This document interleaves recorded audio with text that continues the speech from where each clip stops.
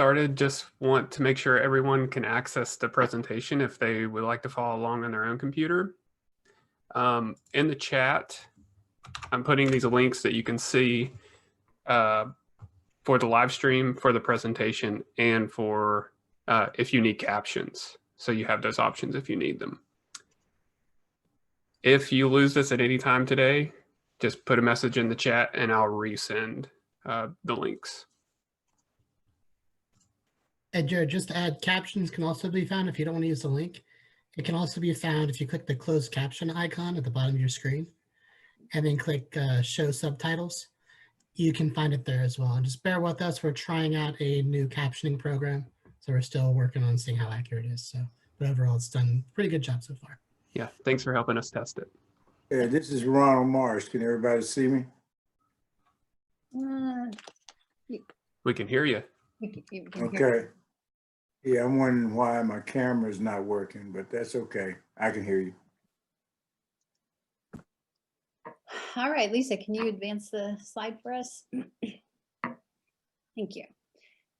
So this is our agenda today, and we'll start off with Mike Solomon, the VA CEC president.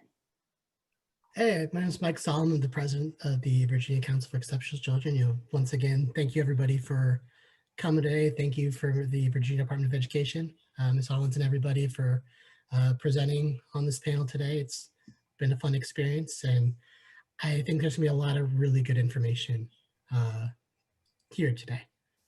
Lisa, can you advance the slide so we can see about CEC? Again,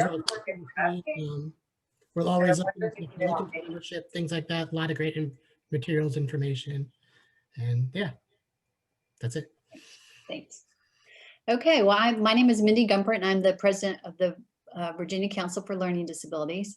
I'd like to thank you all for spending your Saturday or Friday afternoon with us after probably a very, very long week.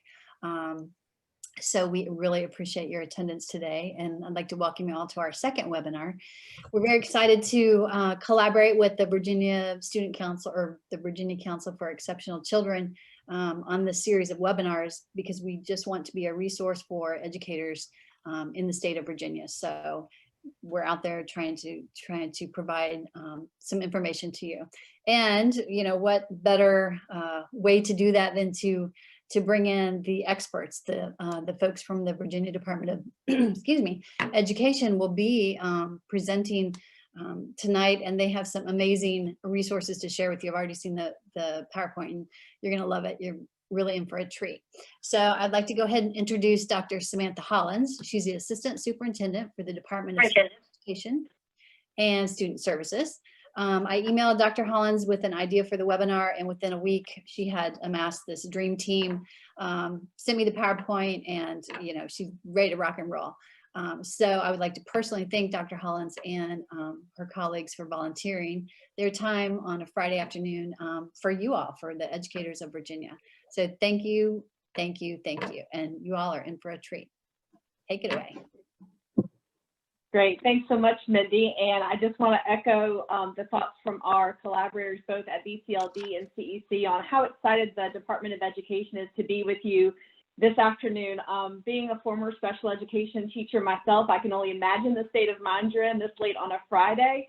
And the fact that you all are spending your very valuable time with us just speaks so much to the dedication of our educators across the Commonwealth. So first, I just want to say thank you for being with us. It's our hope to provide a couple of tools for your toolbox and some information that can assist you during these really unprecedented times. And we know those bring fresh challenges for, you know, already pretty big issues that we're dealing with in public education, whether you're an administrator, a central office leader, a teacher, an instructional aide, or a parent or an advocate. We know that the information that we provide tonight hopefully will provide a little bit of detail around some of these situations, and most importantly, help to equip folks with some supports and resources that they can find useful and hopefully helpful in their day-to-day instruction. So the other thing I want to know is that we're so proud to be working with VCLD and CEC, two organizations that have a storied past in really assisting educators directly. Here at the department, we've been super pleased over the last few years to work hand in hand with the Council for Exceptional Children to support first-year special education teachers in the Commonwealth. And I think that is just such a great resource. And our governor, as well as our state superintendent of public instruction, see that as so important in making sure that we're reaching out and providing the much needed support to our early career professionals, and hopefully throughout their career being an area that they can access resources and support from. So please don't hesitate either during this webinar or following to contact myself or my colleagues at the department who are joining me this evening. And I definitely don't consider myself an expert, but the team that I put together for you guys today brings so much expertise and content knowledge. I think that this will be such a great opportunity for you to hear directly from them. And so I will allow for each of them to introduce themselves and share their role with you as they transition into their sections. But I just want to take a few moments to give you a little bit of a broad, comprehensive update from the Virginia Department of Education. And so I want to talk a little bit about some of the resources that the State Department of Education provides to local school divisions.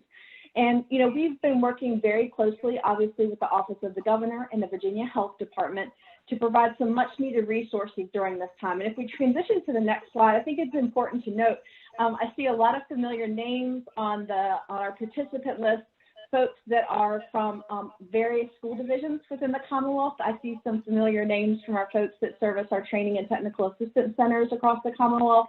And so I just want to remind you all that as the state education agency, we are charged with providing training, technical assistance, and support and resources for the 132 public school divisions within the Commonwealth of Virginia. And so whether you're joining us from Virginia Beach, from Bath County, from Greensville, or from Fairfax, we are here to provide that support to your locality. And as you can imagine, given the pandemic that we're experiencing, as well as the last few months and an approach to reopening, that lens can look really different for each of the divisions across the Commonwealth. And so I just want to give a little bit of context that sometimes as a department, we tend to sound more general and kind of comprehensive in what we can say. And that's very mindful because our answers have to fit the situations across the various school divisions and really be, I think, responsive to some of the differences that you're seeing.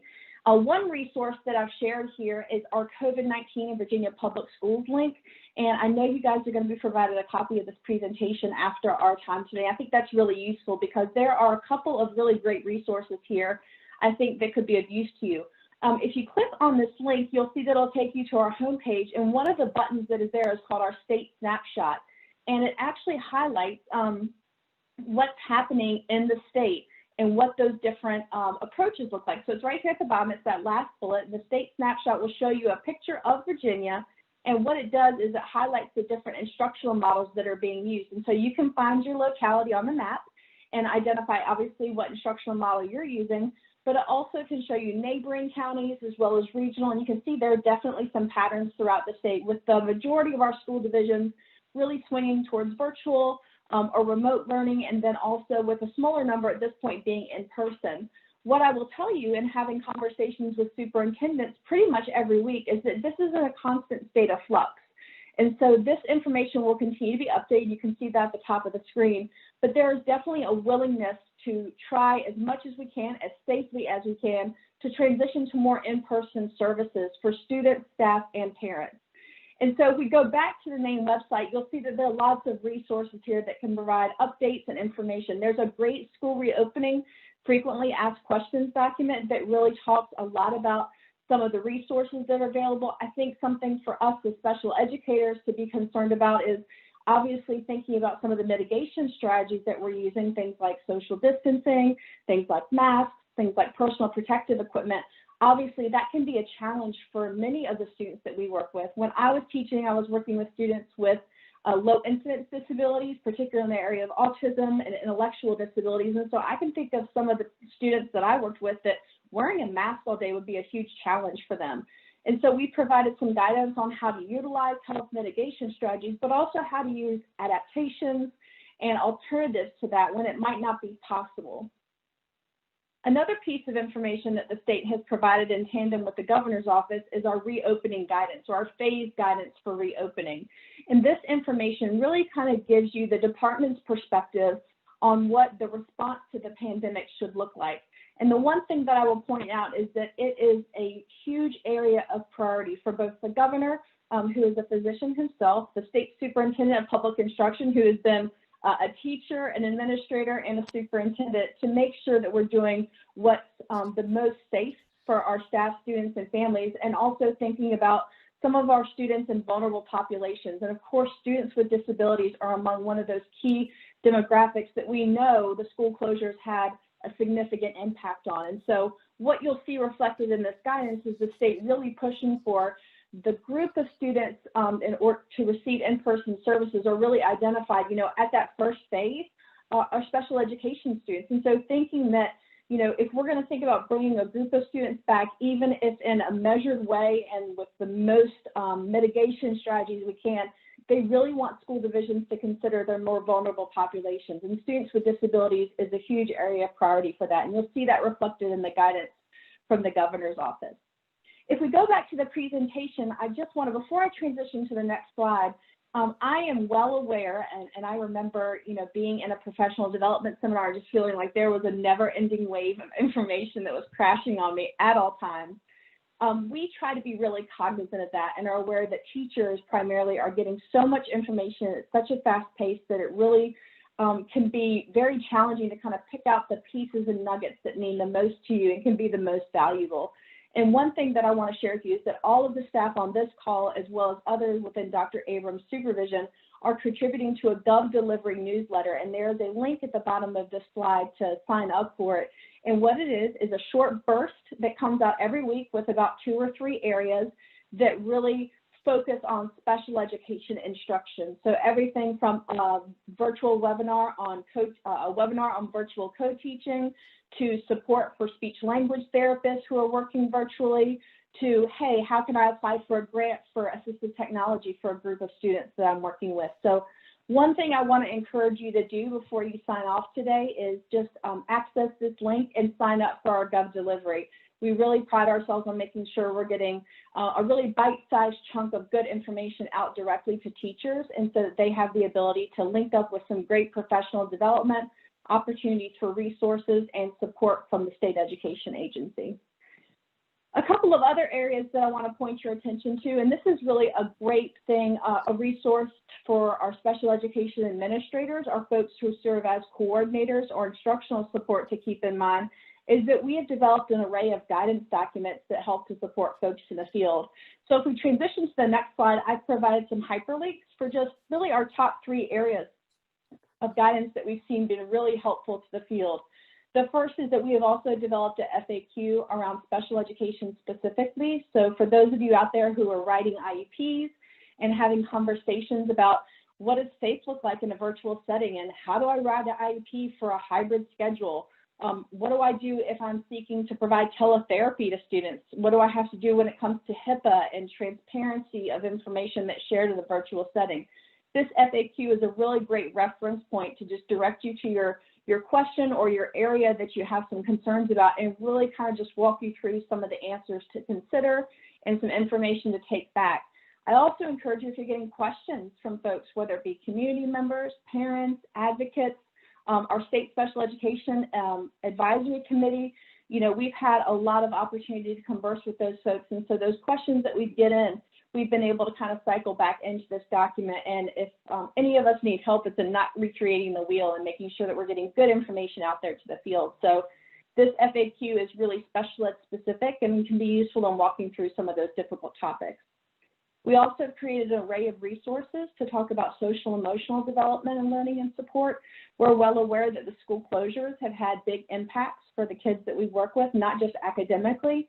And I say that that's also for our parents, families, and caregivers, as well as our staff themselves. So we've really tried to beef up our education and resources around how best to support your students, how to transition and support families who are now being thrust into the role of kind of that instructional support person at home, as well as the teachers that you're working with. So these documents can really be helpful as kind of a quick reference tool. And they're also really great to include in a newsletter or in a social media post that you're sharing with families. It's a great way to kind of get some resources out there and not have to recreate something. Speaking of interfacing with our parents and families, I think so many of us on this call are probably parents, grandparents, caregivers ourselves, and I think we can all attest that communication coming from our school division is really so important. And so maintaining that communication with families and making sure that we're looking at that lens of, is the information accessible for them? How are we providing answers to some of the questions they have? This parent guide does a great job of collecting some resources that you could use to provide families with some support and link them up with other agencies or organizations that may be able to support them in the challenging circumstances they find themselves. Everything from need for food to social emotional support to therapeutic interventions is contained within this document. Before I kind of get into the meat of what we're talking about today, I really want to say that it's not just about providing kind of the context of the situation that we're in, but as Mindy stated, you know, we knew that we were going to be talking with teachers today.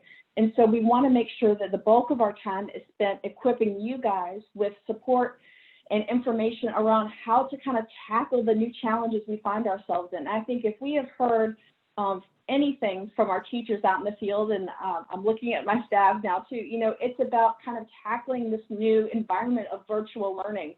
How do we, you know, provide academic support? How do we provide social, emotional, and developmental support? How do we do behavior management in a virtual environment? And so that's what we want to spend our time discussing with you today. And so I've linked up a couple of resources here, but what I really want to do is transition us into our discussion for today. So as we go to the next slide, I want to hand it off to my very capable Director of the Office of Special Education and Instructional Services, Dr. Pat Abrams. And Pat is joined by 4 of her staff members today that really serve as the content area expertise and really the knowledge keepers of these areas that we want to bring to you today. A focus on how do we kind of move our teaching into the virtual environment, and how do we look at tackling some of the questions that you shared with Mindy and Mike as we prepared for this webinar today. And so I'm going to pause there. I'm going to be waiting in the wings for any questions that come at us. And I just want to say thanks again before I hand it off to Pat. And so Pat, I leave it in your very capable hands. Hello, everybody. I'm glad to be with you tonight, or today, this afternoon. I guess it's earlier sunset than a few weeks ago, but I think it'll still be light when we end. But back up to the previous slide, please. Again, we provided you with links, and basically these, we did spend time, the staff that have expertise in areas of the disability, specific disabilities such as the sensory disabilities, deaf, blind, ADD, learning disabilities, you know the alphabet soup here, autism. This first document that's, these are links that's on the VDOE website, and Dr. Hollins showed you where you can find them. But the first one is actually a repository. And early on, well, relatively early on, we found that we were getting barraged by information from many other states. Go back up to the first slide, that previous slide. And so we went in and looked at a lot of resources. Some were you had to pay for and some were free. And we did what we call a repository. So the Instructional Resources Supporting Students with Disabilities is a repository that's been compiled with people kind of picking and choosing the resources that we thought best addressed some of the very specific areas that us as teachers see every day. But we did organize, so we think these links are credible. That was one of the criteria we used to select them. But we also organized them by topics that in our teaching would have been valuable for us to easily search, and that would be in academics. And you'll hear a little bit about academics tonight with reading and mathematics specifically. Inclusive practices, which you'll hear a little bit about tonight as well. Assistive technology and access, social emotional, of course, and then very specifics for, there weren't many of these around, but we dug in and found some for specifics for those of us and you that work with students with significant cognitive disabilities, and how in the world do you access and specifically engage those students in virtual instruction. Now, the next 3 links on this slide, you probably already know about if you're a teacher in Virginia. So TTAC Online is a link to the one-stop shopping, so to speak, open 24/7 And that's mostly used by paraprofessionals and teachers. When we look at the data on usage, really for the past 3 years, and prior to that, predominantly teachers and parents are heavily accessing more than just clicking, because we've got that data as well, and using especially the online training that's available. As you start to rack up your training, of course, as well as start to rack up your renewal points for renewing your license. The next one is AIM Virginia. That stands for the Accessible Instructional Materials Center. Again, it's free. The state provides money to fund that, and it provides accessible instructional materials to all Virginia K-12 students with IEPs. What's especially important during this time of virtual and hybrid, or certainly hybrid is going to be partially virtual, synchronous and asynchronous, is to visit. They put up a special page that's a COVID-19 support page in the news and events. The last one on this slide is, of course, ACE, our Autism Center for Excellence. That is a university-based technical assistance and professional development research center that, again, those professional development, professional learning, again, open 24/7, especially for online learning and archived webinars, is again supported, funded by your state tax dollars, and federal tax dollars, so take advantage of it. ACE, I think Daniel Irwin, who's going to be talking a little bit about behavior, manages that center, and he'll give us maybe some more specific information about what they've been doing on a regular basis during school closures as well as reopening. Next slide, please. As we talk about inclusive services and look at data around our students and their least restrictive environment that's on their IEPs, we always want to consider how are we accessing, how do we know that we can kind of guarantee or assure some access. And you as teachers and the various school divisions have to grapple with this. So what we did was found some examples of considerations for access. AEM is the Accessible Educational Materials Center, which is a broader national base from our AIM Center, specifically in Virginia. But that's run kind of it's managed in an institution called CAST, which also provides UDL. CAST is the Center for Applied Special Technology. And in the document called Sustaining Inclusive Practices for Virtual Learning for Students with Disabilities, it's also linked here, I think, in the next slide. There are probably about 9 or 10 questions that school divisions ask themselves. Teachers ask themselves, work with your administrators and coordinators to ask yourselves about this basis of access so that you can engage students in virtual instruction. So just a few examples, if you go to the previous slide, of what you would see. And these are just 2 examples out of a list of 9 or 10 that you can kind of do a self-assessment and ask yourself, your families, and your students if every student can use the curriculum and instruction programs that are available. And specifically, how can they receive information from the device that they have? How will they interact with, express, and provide input? Those of you who recognize what that is from, those are the 3 elements of the Universal Design for Learning, or UDL. And what are the technological resources needed for educators and staff, students and families? Do all of the families have access to these resources? And then if not, here's your problem solving. How can the school division remedy the situation? So you're going to see they're pretty easy considerations for your team, your grade level team, or your principal and central office team to kind of go through these about 9 questions there and see if you can kind of get the foundation for all the students that you're serving, that especially the ones with disabilities, to find out access as your bottom rung, so that you as teachers the examples I'm hearing from a lot of teachers are you're really getting very good at engagement virtually as long as the internet stays up. So the whole idea is making sure the kids can access before you start thinking about engagement and working on skills. Next slide, please. Again, and that all that information is in this document, Sustaining Inclusive Practices. So I think I'm turning this over to, guess what topic? Inclusive practices. If we go to the next slides, and how in the world do we co-teach in a virtual setting?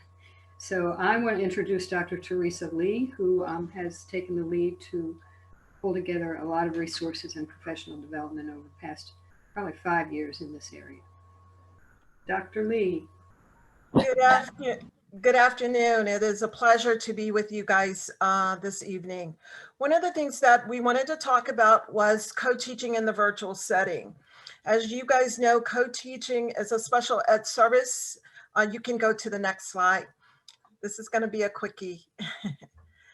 Co-teaching is a special education service delivery option, and it is designed to give our students access to the general curriculum in the least restrictive environment, which we believe is the general classroom, with two teachers supporting them, two licensed teachers supporting them. You can go to the next slide. One of the things we tell our teachers is that it is included in the regulations. It is defined. A co-teacher could be together part of the day, some of the day, and they use their expertise to meet the needs of students.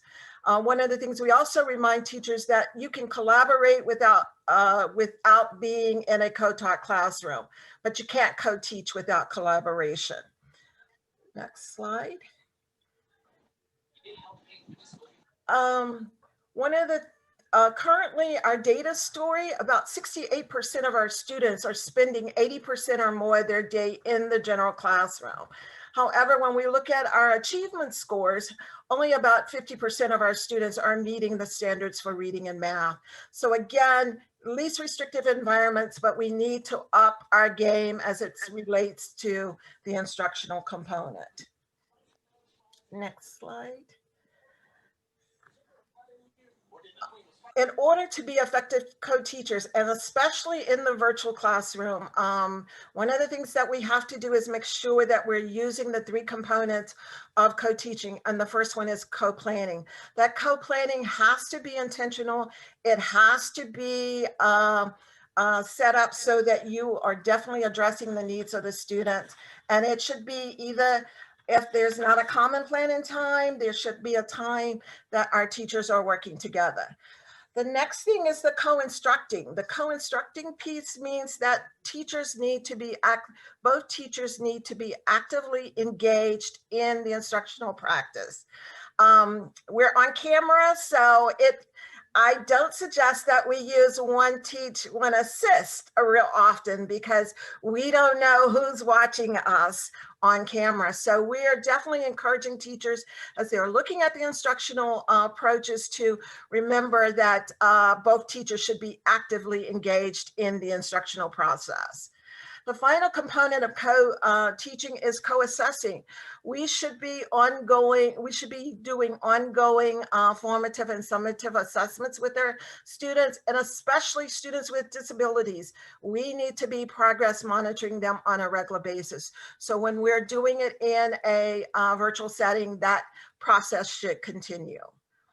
Next slide. There are 6 models of co-teaching, and we really want encourage our teachers to use the models that are making your group smaller. First one would be station teaching. Station teaching requires 3 or more small groups. You can have each teacher working with a group of students, and a group of students working independently. Parallel teaching, we're dividing our class into half. One teacher's teaching one half of the class, the other teacher is teaching the other half. They can be using the same content, or they can switch and use different content for certain content areas. Team teaching probably would work in a virtual classroom. For one teacher is describing, they're feeding off of each other. Both teachers are working with a large group. Alternative group, and my colleagues that will follow me will talk some about alternative teaching. We can, one teacher can facilitate a large group while we have a breakout group with 4 or 5 students that we're providing specially designed instruction or remediation for.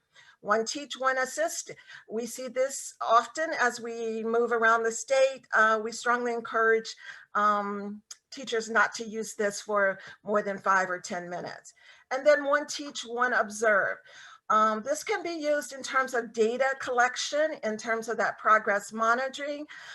Again, we believe that both teachers should be the one that is teaching or observing, and it's just not the special education teacher all the time.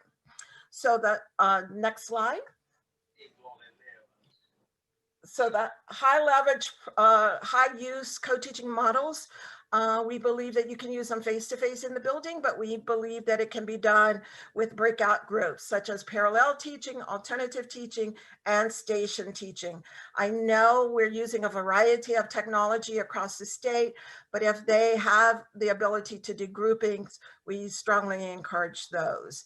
Again, small group breakout session, we should be providing that specially designed instruction in those groups. We also should be facilitating those accommodations that some of these students may need, such as word banks or, you know, notes or sentence starters, or teaching them strategies. And my colleagues will talk about that briefly coming up.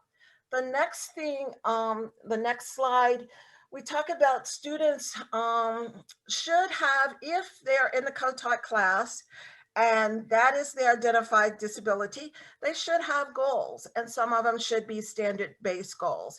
And for example here, a goal in their IEP should be based on the grade level English standards, as well as functional goals, behavioral goals, math goals if necessary. And then the next piece is that we should provide them specially designed instruction, supplementary aids and services, and that should be done in the least restrictive environment. So again, as you're looking at co-teaching is going to be look different in different places, but we definitely encourage you to use a variety of the models in your practice.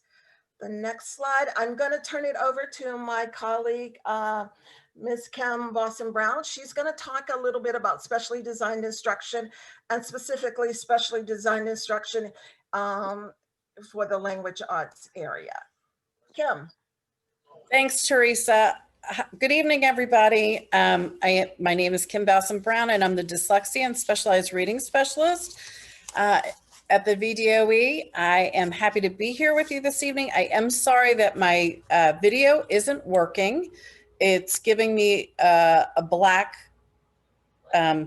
just frame when I hit it. So obviously I've got to fix a glitch. I'm really disappointed because I did put up makeup today for you all, which you're not going to be able to see. But I look a lot like, gosh, picture a model or something. Anyway, let's talk about special education. Special education has 2 parts: specially designed instruction and supplementary aids and services. Specially designed instruction means adapting content, methodology, and/or the delivery of instruction. First, it must address the unique needs of the child based on the child's disability, and next, it needs to ensure access of the child to general education curriculum so that the child can meet the same standards every other student in that educational jurisdiction is to meet. Supplementary aids and services are provided in the general ed classes or other educational settings that enable children to be educated with their non-disabled peers, to the maximum extent possible in accordance, with the least restrictive environment guidelines. An example of a support to environment might simply be preferential seating for a student. Levels of, staff supports might include staff providing one-on-one instruction or just consultative instruction. Next slide, please. Thank you.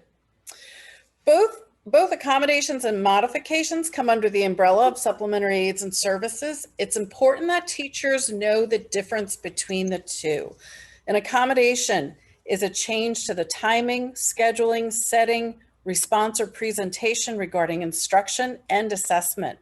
An accommodation levels the playing field. It should foster independence. Most importantly, an accommodation does not change student expectation in terms of what they are to learn. A modification, on the other hand, is a change in the expectations for a student. Objectives differ from the rest of the class. Typically, content and tasks may be reduced in depth and complexity. Next slide, please. Next slide. So we're going to talk about what does special education, actually specially designed instruction, first look like for students that are identified with a specific learning disability. Next slide, please. So we know that the majority of students with a specific learning disability, such as dyslexia, have a weakness in the word recognition area of reading, resulting in difficulties with developing proficiency in reading, writing, and spelling. Next slide, please. Structured literacy is recognized as the specially designed instructional approach essential to addressing these weaknesses. The content of structured literacy includes phonology, sound symbol relationships, syllabication, morphology, semantics, and syntax. The content is reflected in our Virginia standards. The delivery of the instruction is what is specialized about this approach, and it's based on the following principles. Structured literacy must be delivered in an explicit, systematic, cumulative, diagnostic, and emotionally sound way.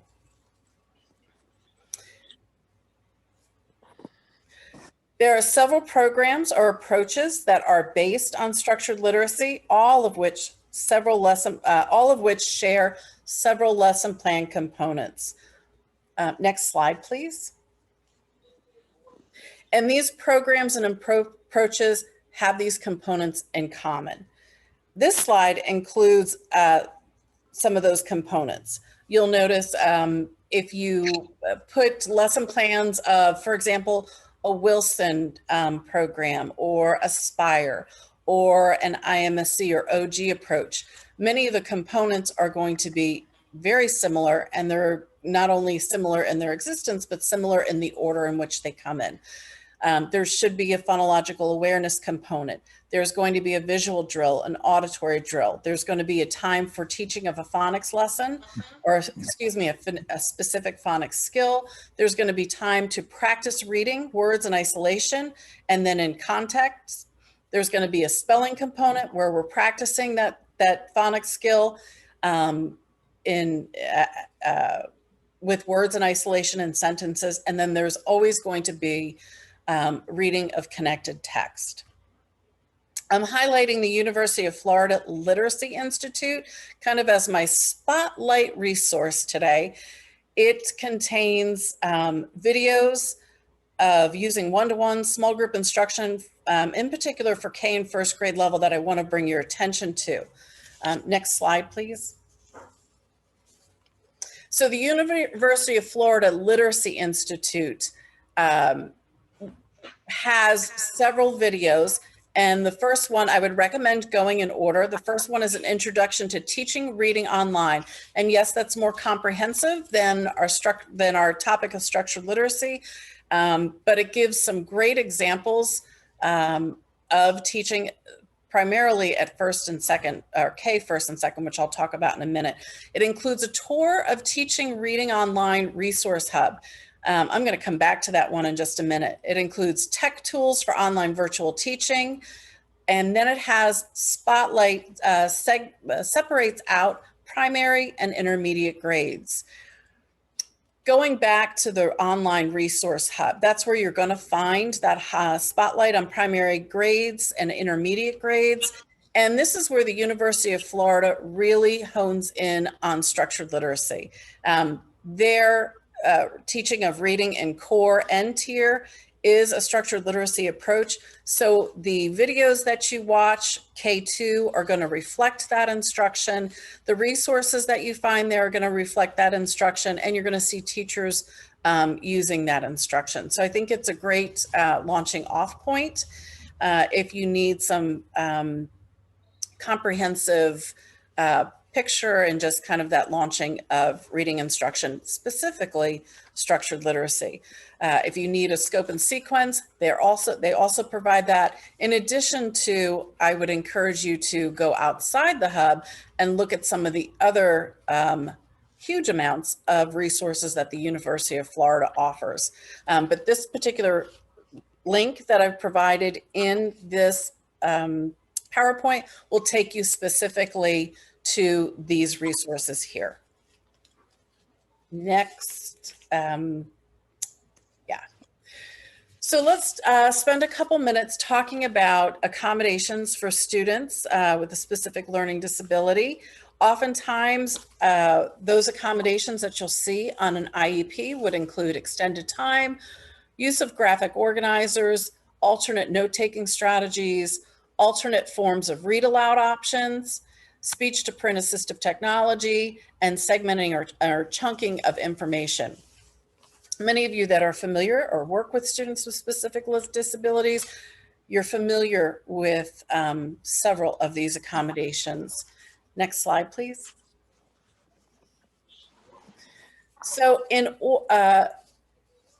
highlighting now some virtual accommodations, this is a document, Virginia's Virtual Learning and Accommodation Guide. I have a feeling Daniel will talk about this in a few minutes, but I want to highlight and really put a spotlight on this document. This is one of the best documents I've seen in quite a while. It gets all my kudos. It is organized by on the right hand, or excuse me, on the left hand side with daily accommodations, typical accommodations that you might use. You'll see here graphic organizers, and then on the right column you're going to see remote accommodations, and you'll see several links that can help you take you to some sites that are going to help you deliver that accommodation in a remote atmosphere. So I think, and it gives the high tech, and then it also shares some low tech options as well. For example, using Post-it notes as part of that graphic organizer accommodation. So it does cover many of the very common accommodations for students with specific learning disability or dyslexia. So I encourage you to take a look at that accommodation guide. Next slide, please. So now I'm just going to take a quick minute to kind of pull some pieces together. This is a reading goal for a 5th grade student. It's a functional standard-based goal. The goal is about the student learning strategies to decode unfamiliar words. The patterns that the student needs to really work on within the connected text are listed there. And of course, we have the 4 out of 5 consecutive attempts with a measurement of accuracy. So the specially designed instruction that we would use for a student would be a structured literacy approach. Co-teaching model examples Teresa was speaking about earlier might be station teaching or alternative teaching that we're using in that virtual mode, pulling those kids for that group or for that instruction. A visual delivery, again, break out into smaller groups. You might have to offer one-to-one instruction. And I would use the some of the examples that you would see on the University of Florida website, as well as the accommodations we're about to talk about, such as a scaffolded read aloud for this student. Again, a great resource to use would be what I just mentioned, the Virginia Virtual Accommodation Guide. Next slide. Real quickly, this is a student with a specific learning disability, an 8th grader. This is a goal that really focuses on comprehension. The specially designed instruction has a focus of use of the graphic organizers for cause and effect, use of explicit teaching, including teacher modeling, identification of vocabulary, the delivery in the co-taught classroom. Co-teaching model examples might be teaming, parallel, or alternative. Turn that into that virtual delivery. You're going to use possibly breakout rooms to create smaller groups, to create opportunity for more teacher-student engagement. Might be an example or something that a model that you use. Accommodations, I'm going to send you right back to the Virginia virtual accommodation document. Might be for this student clarifying unknown vocabulary, extended time, use again of graphic organizers. So I'm going to end it there. I'm going to turn it over to Kristen Williams. She's going to talk about some math, and thank you for your time. Thanks, Kim. So Kim, if you want everybody to see you with your makeup, you're welcome to just hop over to my house. Kim's my neighbor. It takes her like 3 minutes to walk here. So okay, all right. Anyway, I'm Krista Williams. I'm the mathematics and special education specialist at the Virginia Department of Education. I taught many years as both a special educator and a mathematics teacher. So I have the lens of both practitioners. I'm first going to talk a little bit about some new resources that we have on our website. I'm super excited about them. If you could go to the next slide, please. We've been working on these resources probably for about the past 6 months, and I'm super excited that they're ready for the start of the school year. We have a learning disabilities and mathematics webpage on our website that's totally focused on learning disabilities and mathematics. So there's several resources that are on that page that are from our website as well as outside resources.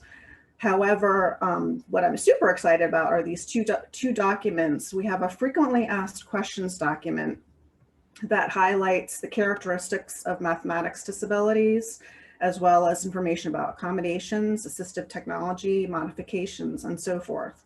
So even though these were not specifically written for teaching in a virtual setting, many of these strategies and accommodations can be applied in the virtual setting. So I definitely recommend that you peruse the frequently asked questions document.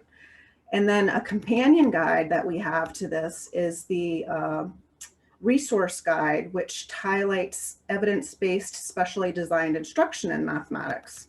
That seems to be probably one of the biggest questions I get, is how can I provide specially designed instruction in mathematics?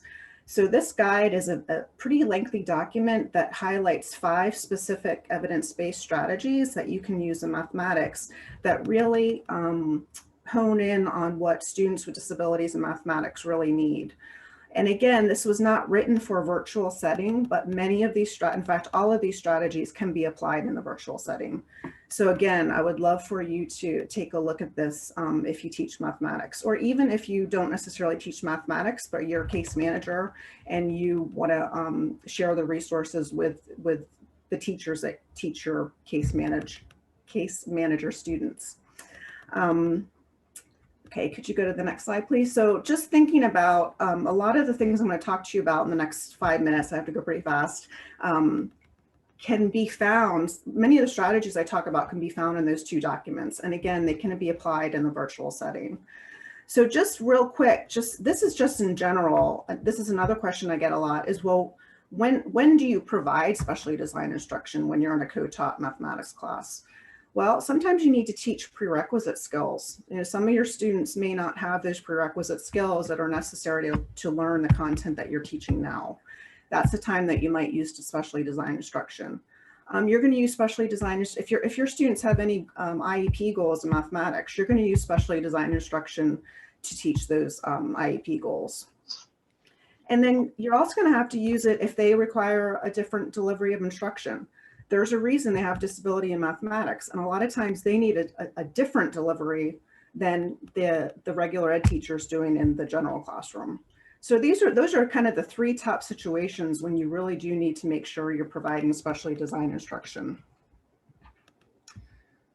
As far as how you would do that in a virtual classroom, you just kind of think about how would you do it in the regular classroom, and how am I going to do it in a virtual classroom? So again, if you have the option to do breakout rooms, that's a really great tool, because you can use breakout rooms for a lot of the different co-teaching models for you to be able to provide that specially designed instruction. An example is, you know, most math classes start with a warm-up. You could do a breakout room and dedicate some specially designed instruction during that warm-up time. If you're doing the alternative teaching model, whether it's the regular ed teacher or the special ed teacher, whoever's taking that small group and working with them on either remediation or specially designed instruction, you can use a breakout room for that. Or if you're thinking about parallel teaching or station modeling, again, breakout rooms are great for that. If you don't have the opportunity to do breakout room, you could even do a separate video call where you're working with half the classroom in one video call and the other teacher's working with the other half of the classroom in the other video call. So I found this article not too long ago, and I highly recommend that you take a look at it if you're trying to figure out how in the world do I fit specially designed instruction in the regular classroom that I'm co-teaching in. This article provides some great examples of lesson plans and how the specially designed instruction is integrated in that plan. So the example I have on the screen is actually from this article, and it has the left-hand column is what the regular ed teacher is doing, and the right-hand column is what the special educator is doing.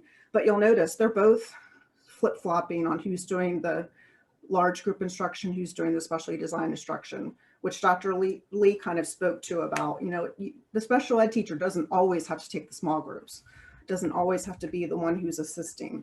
So I definitely encourage you to take a look at that article. Let's see here. So like Kim, we just wanted to kind of give you a few examples of, you know, we talked about how when you're going to want to make sure you provide specially designed instruction for students who have IEP goals in that content area. So I I'm showing you a few examples of standard-based mathematics goals that your students might have and how you could deliver that specially designed instruction in the virtual setting, as well as what kind of accommodations you might think about. So this first example is a standard-based goals for the fourth grade SOL 4.5B, and it deals with adding and subtracting fractions. So if the student needs specially designed instruction in this skill, some examples of co-teaching models you might want to use is either the parallel teaching, the alternative teaching, or the stations.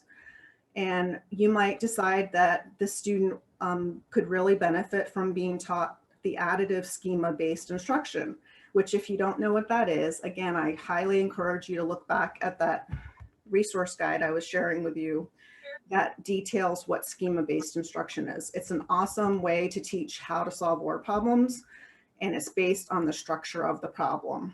It's not based on keywords. If any of you teach keywords in mathematics for word problem solving, please don't do it anymore, because half the time they don't work. So, but a specially designed instruction strategy could be using schema-based instruction. Another strategy you might use, and probably more of you have heard of this one, is CRA, concrete, representational, abstract. You might want to integrate some, even though you might not be in person, but you can still use CRA using virtual manipulatives. So you might decide you're going to use some virtual manipulatives like fraction bars, fraction circles, linking cubes. And as far as accommodations go, again, what you would do in the brick and mortar setting, you can do in the virtual setting as well. You might provide a multiplication chart to help the students find the common denominators more easily. You might have a few worked examples that they can model as they're doing their guided practice and their independent practice. The next goal I have is a middle school goal, and this is with practical problems, applying proportions with SOL 7.3. And if you're providing specially designed instruction in this area, again, you can use the parallel teaching, you can use alternative teaching, you can use stations. And the really cool thing is there's also schema-based instruction that has to do with ratios and proportions. So this is really applicable when you get to middle school. Another specially designed instruction strategy is you might teach the student a specific problem solving strategy like the understand, plan, solve. And the main thing with teaching students problem solving strategies is you want to explicitly teach how to use the problem solving strategy so the student gets to the point where they are constantly using it on their own and following specific steps to solve the problem. Again, accommodations you might think about are accommodations you would use in a classroom, allowing the student to use calculator, showing worked examples that they can model from. The last goal I have for you is an 8th grade example with patterns, functions, and algebra. And this is basically solving expressions, but using order of operations.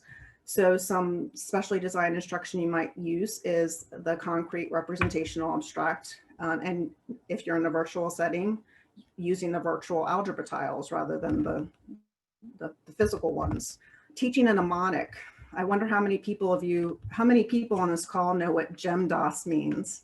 Probably some of you know it as PEMDAS, but it's actually GEMDOS because we want to do grouping symbols before we do not just parentheses. But anyway, that's a whole nother different story. You might also decide to as a part of your specially designed instruction, just scaffold your expressions, starting with the more simple expressions, going to the more complex. And for accommodations, an accommodation you would use in the brick and mortars, allowing the student to use calculator. And then this other one, which I'm about ready to show you, this is awesome. If you're a math teacher and you haven't heard of Equatio, this is one of the first resources I highly recommend that you go to. And I'm going to share with you what it is, but it's really amazing, and it's free for teachers. So it's a tool that makes math notation accessible. So as you can imagine, especially as you get into higher grades, it's hard to think about mathematics in an accessible format. So it highly recommend. Oh, I even have a comment that's from somebody that says it works. So awesome. If you go back to my presentation, I show you a couple other resources that support virtual learning. Dr. Abrams talked about the website AIM, but they also have a specific page that just focuses on accessible math. And it gives you an overview of some of the tools that make content more accessible, such as text-to-speech for reading math expressions, handwriting recognition, sonification of graphs, and more. So I definitely recommend going to that. I found MathShare as I was looking for really good resources, and this is another free site. It's an open source tool developed by Benetech, and it is free for schools to use and for learning management. So if you have an LMS or a learning management system, it can be integrated in your learning management system. And then I also have a link in the PowerPoint that goes to the actual document that describes each of the accessibility features. And then the Equatio, which I just talked about. So those three I would highly recommend. So like we were kind of all alluding to, you guys are being inundated with resources, and sometimes it can be really overwhelming. So I tried to pick out the really good ones that you would find some benefit from. The next slide just has some links to some really good virtual manipulative sites. But I'll tell you, if you just go into Google and type whatever virtual manipulative you want, it'll come up with a lot of different websites that have that virtual manipulative. They're pretty easy to find. And then I just wanted to share with you my last couple minutes. Actually, it looks like I'm past time. I need to go really fast so we can get to Daniel. But some of you may have heard about our new just-in-time quick checks. We've had several webinars already describing these. But Teresa talked about in her part of the presentation how it's really important for co-teachers to co-assess and do those formative assessments. So these are actually, we have, they're called quick checks, and they're for every single grade from kindergarten to Algebra 1. And we're working on Algebra 2 and Geometry now. And there's a formative assessment for every single SOL and its bullet. And they're about 5 to 6 questions that that will help you kind of diagnose where your students' unfinished learning is. And the whole idea is that in mathematics, a lot of teachers might think that they have to review everything or try to teach everything that the students may have missed last year. But it's actually better to start teaching at grade level and then filling in the gaps. And using these formative assessments helps you do that. This webpage where we have them all linked, we have links to our webinar recordings that really go into how you can use these effectively. And we also have links to the PowerPoint. So I would highly recommend you, if you teach mathematics, to check these out and learn how that they can be used this year in your classroom. And then the last slide, I just have some other links to resources on our website that you may find helpful. So I'm going to stop talking so that our behavior expert, Daniel Irwin, can finish our presentation. Hi, thanks, Kristen. It's good to be with you all this evening. There's a lot to talk about, obviously, but I do want to kind of get into behavior and how to support appropriate classroom behavior. And I'm going to talk about assistive technology as well. Next slide, please. So we have to sort of start with some of the general understandings of behavior. And one of those things is that past patterns of behavior shape future occurrences of behavior, right? So we use behaviors that work for us. We don't continue to use those behaviors that don't work for us. And we're in a position now with virtual learning in which some of those previous behaviors may or may not work because the setting is so different, because the environment is so different. And that could be good or bad. As far as students who might engage in some inappropriate behavior in a classroom, that might be squashed out when in an online setting. But for students who have trouble communicating face-to-face or at all, that might be compounded in a virtual setting. And so we really have to sort of take a step back and look at the environment we're in and the behaviors we're trying to shape. Typically behaviors result or reflect errors in learning. And somewhere along the way, either an inappropriate behavior or a behavior that may be disruptive got the student what they wanted, right? We've all developed sort of bad habits along the way. But at some point that behavior was reinforced and essentially taught so we know that they can be untaught and more appropriate behaviors can be taught. And those replacement behaviors need to address the same function as those inappropriate behaviors. So if we're looking at students who are engaging in some level of inappropriate behavior, it's critical that we understand why they're doing it so that we can teach them the appropriate behaviors. We can't make students behave appropriately, right? Like that's not how this works. But what we can do is set expectations, celebrate success, develop relationships, and create an environment in which students want to behave appropriately, right?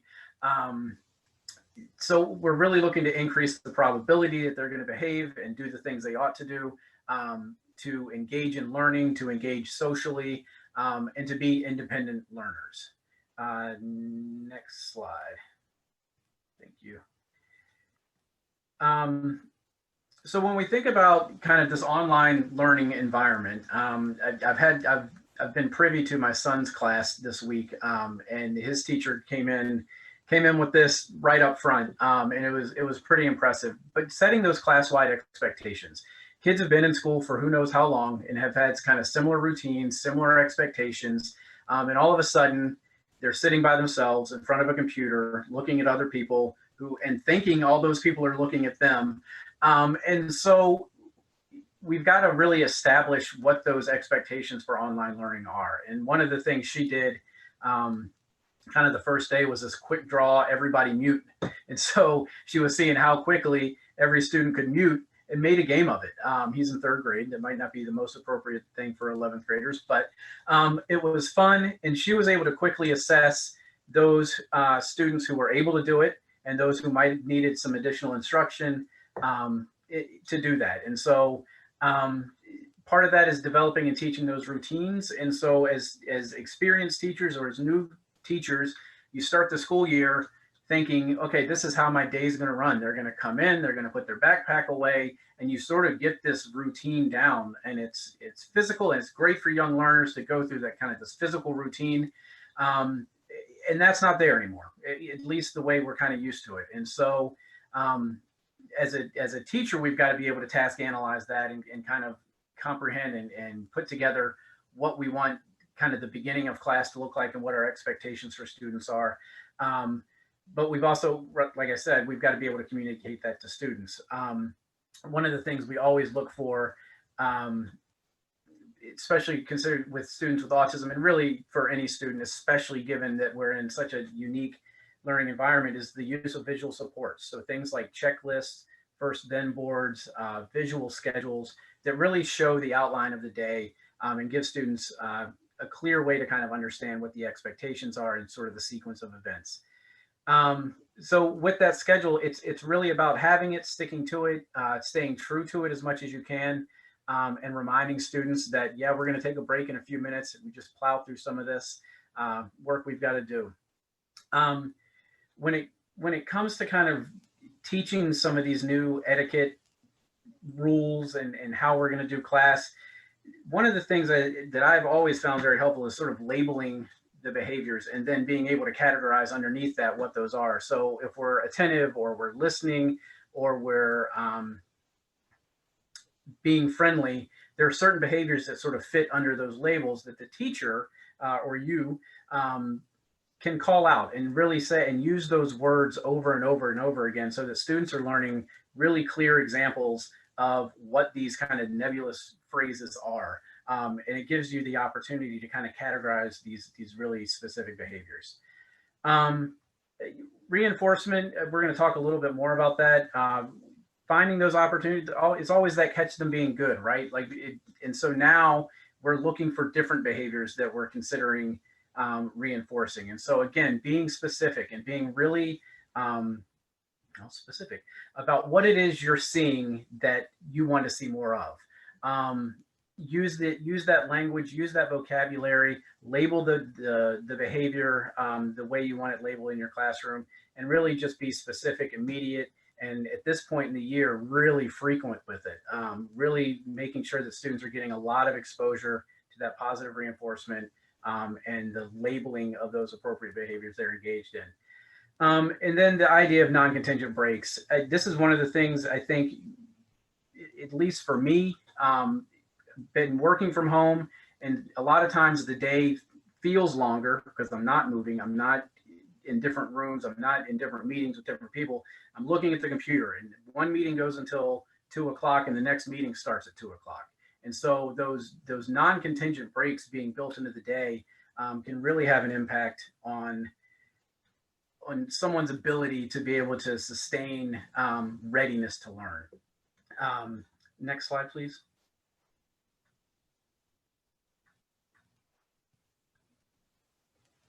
So when we think about specially designed instruction for behavior, this gets really complex online for virtual learning. It really does.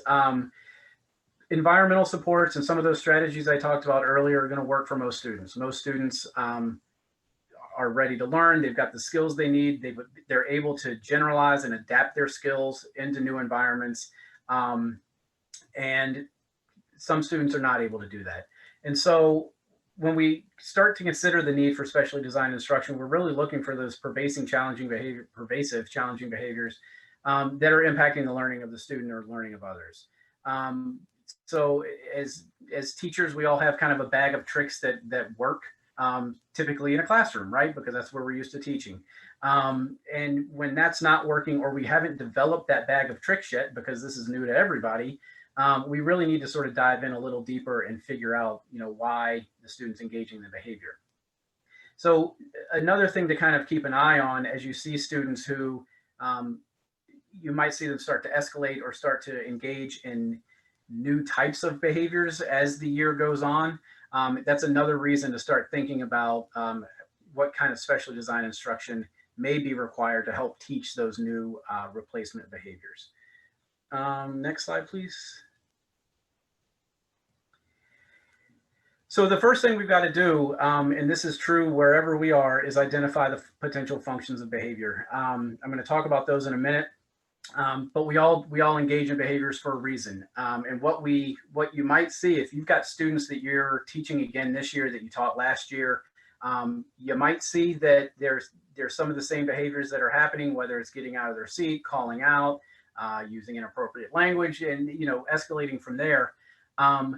They might be doing the same thing, but in a virtual environment, they might be doing it for a different reason, which means we've got to adjust our intervention. And so it's just another thing to kind of keep an eye on. Even if you had a behavior intervention plan in place, you might need to kind of look at that. If you're not seeing progress, you might need to reevaluate and look at the function may have shifted in a new environment. So it's just something to keep in mind. So once you kind of identify those behaviors that you really want to see change, really setting attainable goals and steps to get there. This is just like any other learning, and it's sort of setting that bar, setting the goal, and then identifying ways you're going to get there and how you're going to teach that new behavior. The functional equivalency piece, I'm going to talk about in a second. But one of the biggest things, and this is in person, this is virtual, and it becomes a little trickier in a virtual setting, is really identifying those meaningful reinforcers. If you haven't found activities, items, or the function of the behavior that's creating the situation in which the student's engaging in the behavior, then you're not going to be able to change the behavior. We've really got to be able to find those things that are meaningful for the student that they're willing to work for. And for students with more significant needs, this might take a little more work to figure out what's going to motivate them to make those behavior changes. And the other part of this is training the other classroom staff. So Teresa and Kristen and Kim all spoke about co-teaching, but I think this is a good opportunity to, if you have them, engage paraprofessionals in identifying and helping to reinforce appropriate behaviors, to be that person to kind of help catch the students being good, and really kind of creating a level of fidelity of implementation of some of these behavior interventions. Next slide, please. So when we think about functions, if you're going to talk about behavior, we got to talk about function. The easiest way to kind of think about this, and maybe I should have pushed this slide up 2 or 3, is that we essentially engage in behavior to get something or to escape and avoid something. And if we kind of think about it in those 2 ways, if we're trying to get at something, we might be looking to get access to a tangible, some food, an activity. We also might be looking to get some social attention, right? We might be just, all I need is some acknowledgement here and I'll move on with my life. Or we might be trying to get at some sort of stimulation or sensory, listening to music, or I'm standing right now and it's taking a lot of effort to keep my feet still. But some sort of sensory or sensory stimulation. On the other side of that, we might be trying to escape something. So we might be trying to get away from an activity, which is, kind of typical in a school setting. But we also might be trying to get away from social and attention being thrown at us. And that's kind of that idea that reinforcers are very individualized, and we've got to keep that in mind. Some kids do not want to be called out for doing the right thing in public, right? So like there's the phrase, praise in public, correct in private. something like that. Not all kids are going to enjoy being called out for doing the right thing. And so we've really got to be aware of how we're addressing that and addressing students and making sure that we're really actually reinforcing their behavior, not just giving them something we think they'd like. And then there's that avoiding stimulation or sensory experiences. Staring at the screen could certainly be one of those sensory experiences that can drive someone bonkers after a time. And you might see someone walk away or shut it down or otherwise. Next slide. I'm going to try to roll through this. So when we're thinking about maintaining those positive changes, again, when you sort of start with that baseline, you start with those expectations, the routines, the visual supports, it makes it easier to sort of come back to that, right? That's kind of the steady thing that's there. So even if a student is engaging in some off-task behavior, we can always kind of use that foundational stuff, those visuals and expectations to bring them back and begin the reinforcement process again and really kind of catch them being good once they're back on track. We're looking to elicit them and reinforce them in the natural environment, which at this point feels very unnatural, but the school environment is what it is. And so really finding the opportunities to reinforce. I'm skipping ahead a little bit because I think this provides us a really good opportunity to really consider self-management techniques and getting students to be more aware of and responsible for their own behavior and reinforcement systems. It's a great skill to develop. It's one of the evidence-based practices outlined by the National Professional Development Center. It's a self-management piece and being able to identify your own behaviors and being able to set up your own reinforcement system like we all do. But there's a very structured way to go about doing that. So I think it's a really good opportunity given that sometimes we over rely on paraprofessionals or other staff in the building to manage behaviors. This gives us the opportunity for students to start setting goals and taking some ownership and developing some self-determination related to their own behavior. Next slide, please. So I guess we're running out of time. Accessibility and assistive technology go hand in hand.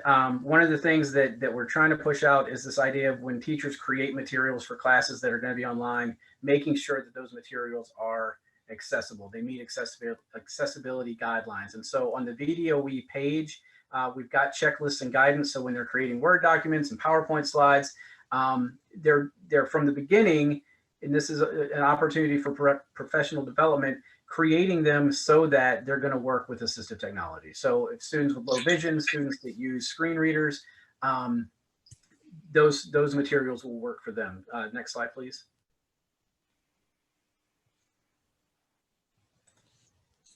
AT considerations guide. So we look at assistive technology in two ways. One, there's devices, AT devices, and that's just anything that a student might use to access school. The other is the AT service. And so that includes the evaluation, training, and TA for the kid and the family, et cetera, et cetera. Next slide, please. So if you walk away with anything today, the idea that we might need to really reevaluate some of the FBA data we might have on students and the functions there, or the reasons they might be engaging in some problem behaviors. We need to kind of look at it the same way when we're considering assistive technology. And so one of the ways to do that is looking at the SET framework, which is just an acronym for the student environment. Is that because I left the gun in the microwave? Yes. So the student hasn't changed. The student's still the student. They've progressed since last year. They're making progress. Great. But the environment is drastically different. Schools are set up in a way that promotes independence from kids. It just by its structure helps kids be successful. That's what it does. And so the environment's different. And so how can we assess the environment and figure out what tools might support a student? The tasks are different, right? And so learning online is not the same as learning in a classroom. There's far less paper pencil. They're going to be expected to be a little more independent in getting tasks done without someone kind of being wandering the aisles and keeping them on task.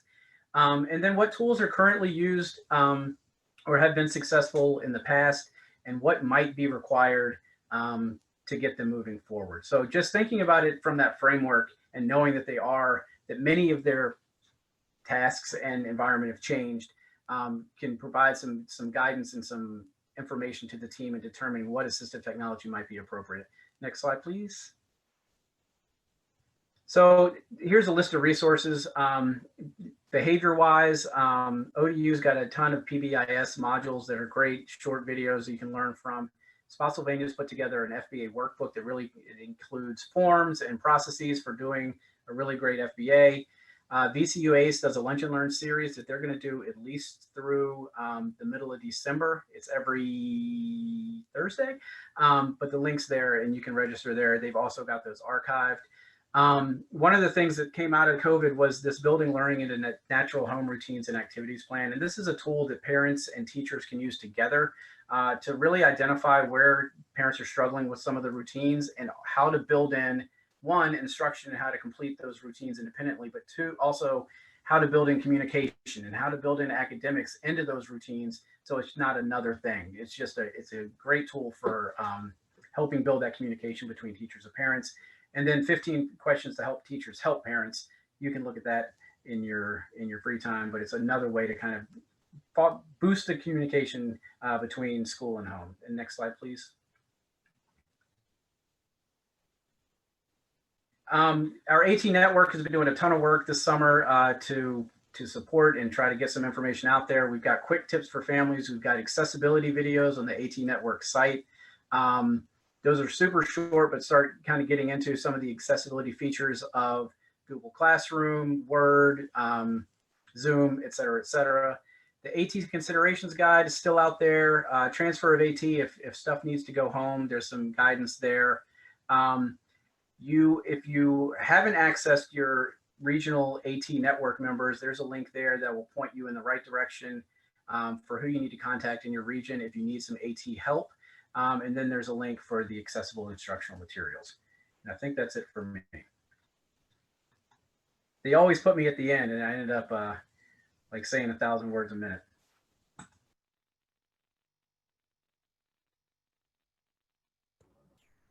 So I know we've had some questions being asked in the chat throughout, and I appreciate everyone that's been answering questions and asking questions. But if you were to have a question afterwards, because I know this is a lot of information to take in, please feel free to reach out to us on social media. And we would like to play middleman and kind of relay those questions to our panelists that we've had today.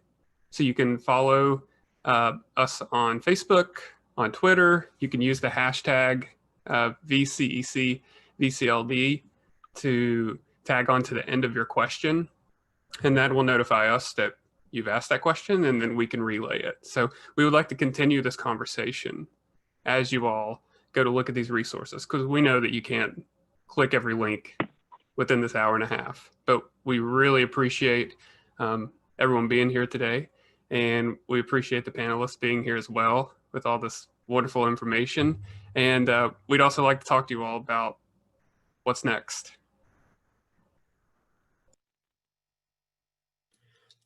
Again, thank you so much, Dr. Hollins and everyone else from VDOE. It really means a lot to us to kind of really help teachers. I think it's one of the big things with the VCLD and VCEC. We're really trying to put out PDs and webinars that really are at the core of what teachers need in the classroom. I think you guys did a really great job presenting a lot of stuff. Our next webinar is October 2nd. It's going to be on culture responsive teaching. And it's kind of an exciting thing. In Virginia CEC, a couple months ago, we started a diversity committee. So this is going to be a breakout style webinar by our diversity committee, where each of the breakouts will be different subjects. And the idea is to really kind of break out into smaller numbers and really talk about the meaning and what is culture responsive teaching. So that registration link is live. You can sign up right now. It's October 2nd from 4:30 to 6.